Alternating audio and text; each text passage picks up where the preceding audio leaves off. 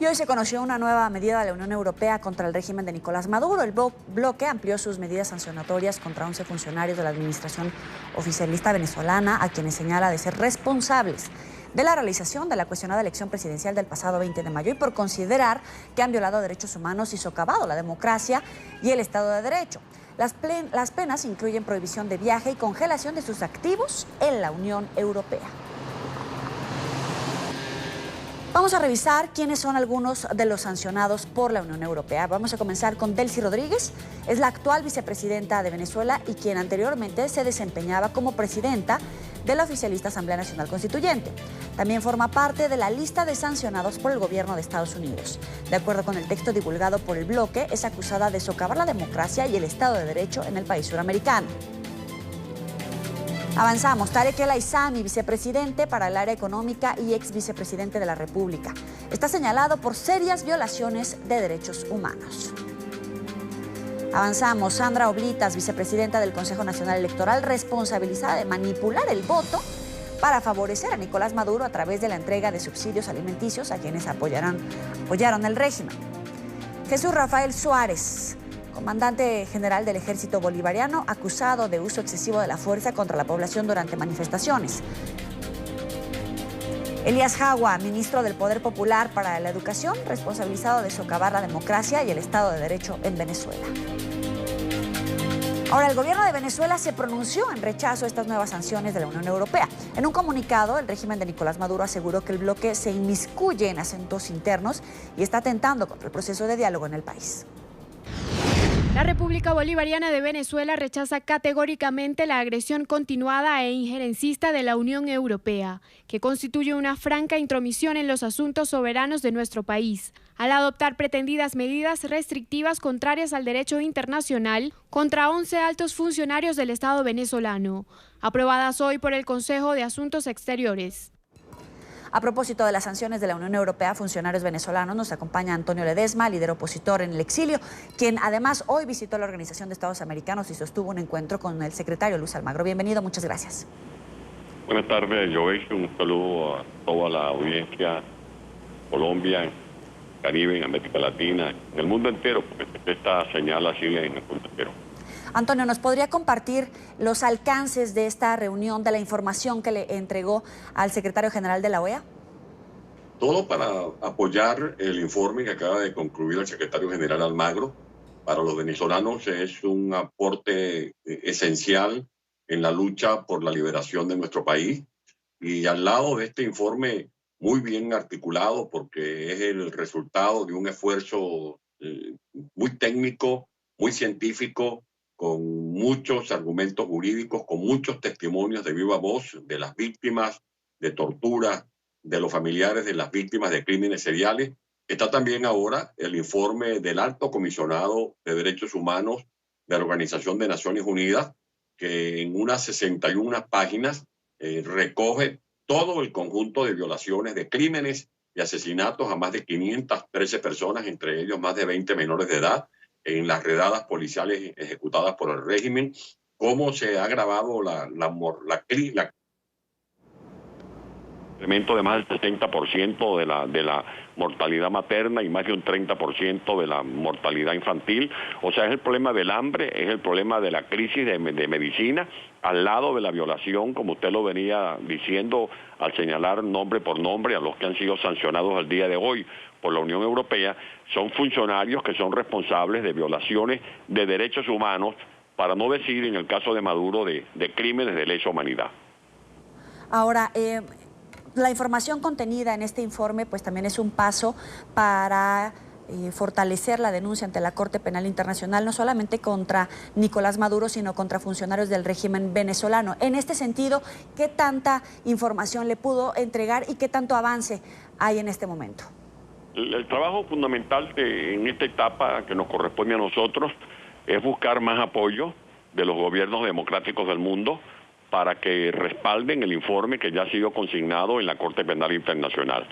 Que el señor Almagro, como secretario general de la OEA, sienta que tiene el auspicio de presidentes de gobiernos democráticos como en el caso, por ejemplo, como ya lo ha anunciado claramente el nuevo presidente de Colombia, Iván Duque, más otros altos dignatarios que tienen a bien respaldar este informe porque saben que es una manera de enfrentar un régimen delincuencial que ha atracado, que ha asaltado el poder en Venezuela, que cometió un fraude el pasado 20 de mayo, que le permite a Maduro usurpar la presidencia de la República, porque él ejerce ilegítimamente la presidencia de la República, además de todos estos capítulos llenos de sangre, porque lo que se ha escrito, tanto en el informe del señor Almagro como en el informe del Alto Comisionado de la ONU para Derechos Humanos, tiene que ver con los asesinatos viles que fueron perpetrados, como lo hacen ahora en Nicaragua, porque son el mismo método, porque son funcionarios que forman parte del mismo club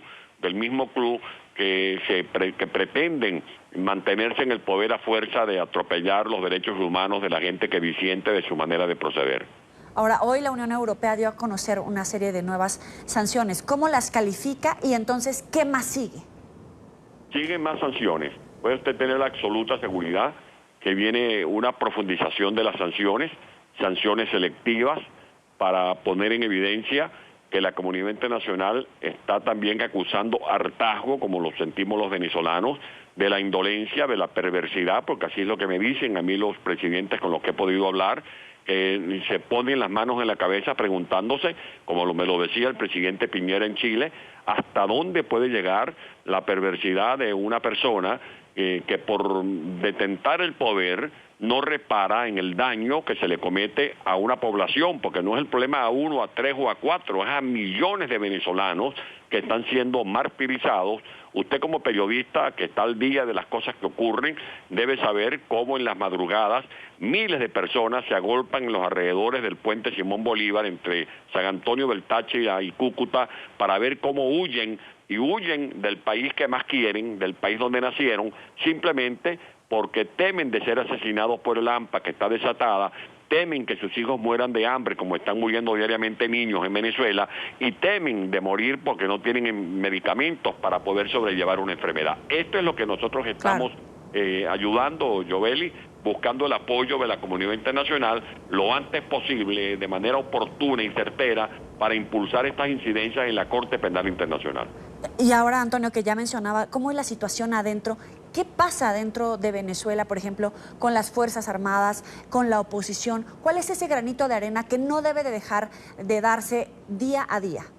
Como lo dije hace algunas semanas en este mismo canal, ya el hambre llegó a los cuarteles. Ya no solamente en los cuarteles se escucha el ruido de sable, sino que se escucha el ruido de las tripas, el ruido del estómago, que acusa hambre, y no hay nada más subversivo que la hambruna en una guarnición militar. El régimen ha embestido también contra oficiales.